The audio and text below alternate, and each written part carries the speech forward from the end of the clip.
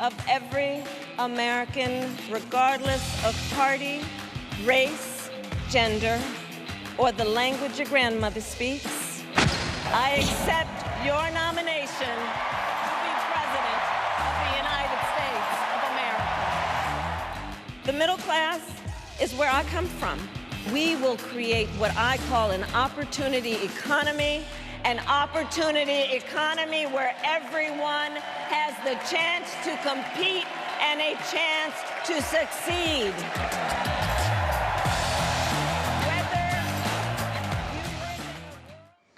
네, 미국 대선이 이제 70여일 앞으로 다가왔습니다. 카멜라 해리스 부통령이요, 민주당 대선 후보직을 공식 수락하면서 소위 대진표가 확정이 된 거죠. 영상으로 보신 것처럼 카멜라 해리스는 중산층이 자신이 걸어온 길이다 이렇게 이야기를 했는데요. 라이벌인 트럼프 전 대통령과 어떻게 보면 차별화를 내세운 거 아니냐 이런 해석들이 나오는데 이종훈 평론가님 어떻게 들으셨습니까? 네, 선거는 구도 싸움 아닙니까? 예. 그러니까 이번 그 민주당 전대 나흘간 제가 지켜보니까 이 도움 연설을 하시는 분들 중에 거의 60%가 여성이에요. 예. 여성들이 많다. 즉 최초의 여성 대통령 한번 실현시켜 보자 하는 여성 남성 구도가 이제 있는 것 같고요. 두 번째는 흑인이 많습니다. 흑인이 전면적으로 굉장히 오프라 윈프리까지 포함을 해서 이번에 연사로 많이 등장을 했고요. 세 번째가 계층 문제입니다. 지금 이 도움 연설을 하는 모든 사람들의 핵심이 중산층이라는 말을 다 써요. 지금 예. 수락 연설만 쓴 게 아니고. 그래서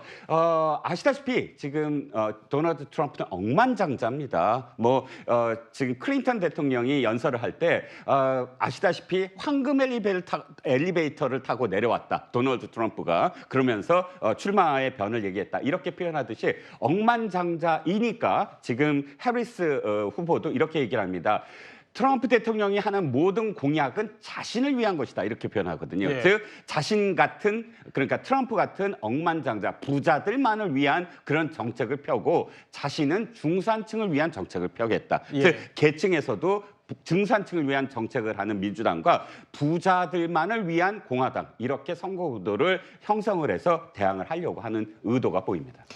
네, 해리스 부통령의 후보 수락 연설이 진행이 되는 동안요, 트럼프 전 대통령은 SNS 게시글을 통해서 실시간으로 해리스를 비난을 했다고 합니다. 최 교수님, 네. 트럼프 전 대통령의 이런 행보는 어떻게 좀 보셨어요? 불안감의 표현이죠, 사실은. 그러니까 본인이 바이든 대통령과 경쟁할 때는 우위에 있다고 판단해서 좀 더 여유롭게 경쟁을 하더니 네. 이제 해리스가 나오고 나니까 갑자기 전세가 지금 역전이 되는 분위기가 형성이 되잖아요. 물론 뭐 끝까지 가봐야 되겠습니다만, 그렇기 때문에 트럼프 입장이 상당히 불안한 거죠. 그러니까 어떻게든지 해리스에게 가는 관심을 조금이라도 본인한테 끌어오려고 하는 것 같아요. 예. 그리고 혹시나 이제 중도층에 있거나 아직 마음을 정하지 않은 유권자들에게 끊임없이 본인의 메시지를 전달하기 위해서 SNS를 활용한다고 봅니다. 그래서 해리스가 발언하는 내용들마다 거기에 대해서 SNS 글을 올렸는데, 이거는 트럼프 대통령이 썼던 토론에서 썼던 전략과도 비슷해요. 토론에서 계속 상대 후보가 얘기하면 뭐라 그래요? liar, 거짓말한다. 예. 그건 잘못된 얘기다. 계속 그렇게 뭐랄까 중간중간에 발언을 하거든요.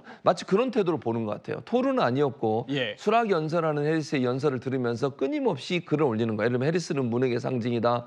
해리스가 가스라이팅 중이다. 뭐 이런 얘기들 예. 계속 올리면서 본인을 지지하는 지지층을 결집시키고 흔들리는 지지층을 결집시켜가면서 본인의 어떤 뭐랄까요 관심, 본인에 대한 관심을 계속 끌어가려는 시도다. 그러나 저런 것들이 일반 대중에게는 상당히 부정적으로 보일 가능성이 있거든요. 예. 아무리 경쟁자들만 상대 후보에 대해서 저렇게 원색적인 비난을 하는 것은요, 결코 좋은 결과를 얻기는 좀 어렵지 않겠나 이런 생각이 듭니다. 결국 해리스 부통령의 이런 상승세에 트럼프 전 대통령의 조급함이 작용한 거 아니냐 이런 해석을 주신 건데, 이 해리스 부통령의 후원자 규모를 살펴보면요, 바이든 대통령의 1년 넘는 기간보다 많다고 합니다.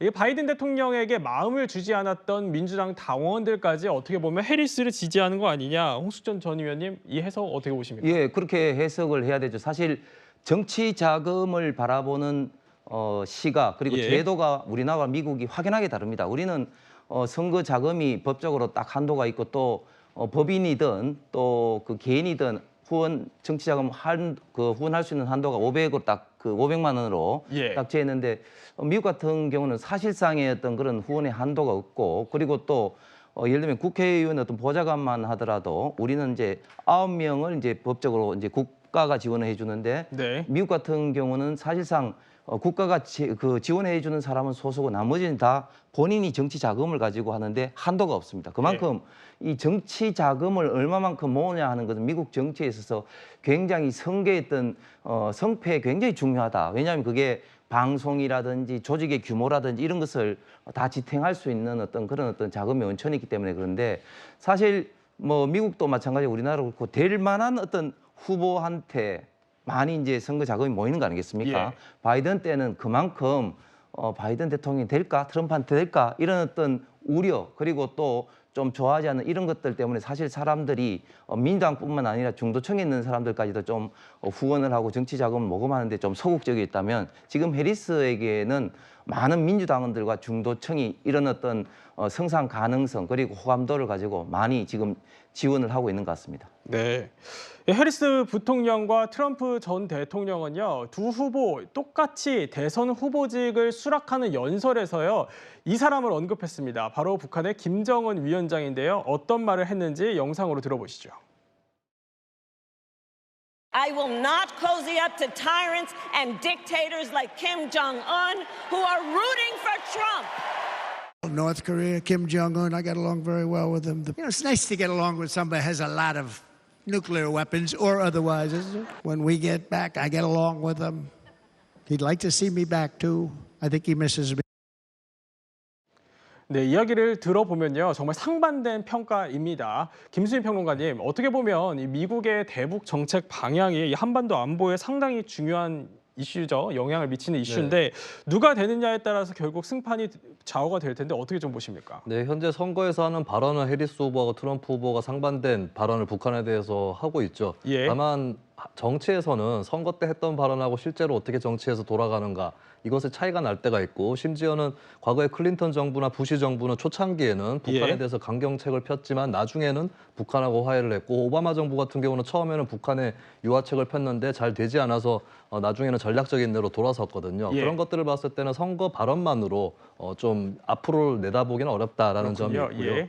그리고 트럼프 대통령 같은 경우는 북한과의 대화를 잘 추진을 하다가 결국에 하노이에서 노딜이 됐는데 그쵸. 이 부분은 결국에 북한에게 대해서 그러니까 새로운 관계부터 수립하고 비핵화를 한다라고 하는 북한의 단계적 해법에 맞서서 이것을 다 같이 추진해야 된다라고 하는 미국 정가의 컨센서스를 따른 거거든요. 그렇다면 트럼프 정부가 다시 출범한다고 해도 과거와 같은 싱가포르 선언 이런 게 있을 수 있겠는가? 이 부분은 회의적일 수 있는 것이고 반대로 그러면 민주당이 집권을 하면은 대북 강경이 될 거냐? 이 부분도 사실은 어떻게 보면 북미 관계가 잘 풀릴 경우에는 오히려 미국 민주당이 대북 협상 경험이 공화당보다 훨씬 깊습니다. 웬디 셔먼 같은 이런 인사들이 다 그런 그 경험을 갖고 있는 그런 예. 쪽이기 때문에 오히려 체계적으로 북한과의 대화를 잘할 수 있는 쪽이 민주당일 수도 있다라고 하는 점 이런 것들을 고려했을 때는 이게 어느 쪽이 당선되고 낙선된다고 해서 대북 정책이 크게 달라지지는 않을 수 있다. 예. 중요한 거는 사실 북한의 의지예요. 북한이 그렇죠. 어떻게 시간표를 만들어서 나올 거냐 이 문제가 있는 것이고 그리고 미국 정가도 사실 대통령 한 명이 다 끌고 가는 게 아닙니다. 특히 미국 의회가 외교 안보에서